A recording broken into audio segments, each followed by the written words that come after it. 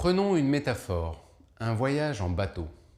Pour aller d'un point A à un point B, l'équipage d'un bateau ne va pas perdre de temps à décider dans le détail à quel moment ils vont mettre un coup de gouvernail à droite pour changer de cap, ou à quel moment ils vont tendre ou détendre leur grande voile.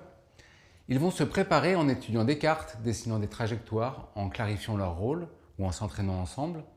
Bref, se préparer pour qu'une fois partis, le maximum de leur énergie soit focalisé sur l'observation du vent et de la mer, de leurs changements, sur la lecture de leurs instruments de bord, des prévisions météo des jours à venir, des trajectoires des autres bateaux, et sur la communication entre eux afin de pouvoir se synchroniser et s'adapter ensemble en permanence à ce qu'il se passe et pas à ce qu'il aurait dû se passer, car quel en serait l'intérêt?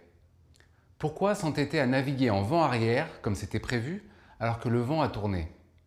Il faut un choix de direction, de gréement adapté à la situation, jusqu'à ce que cette situation leur demande un nouveau changement. C'est ce que nous appelons le pilotage dynamique, qui consiste à passer du mode prédiction et contrôle au mode ressentir et ajuster. Pour faire cela, nous allons introduire une nouvelle notion inspirée du monde vivant, la tension. Dans la plupart des cultures, le mot tension a une connotation plutôt, voire exclusivement négative.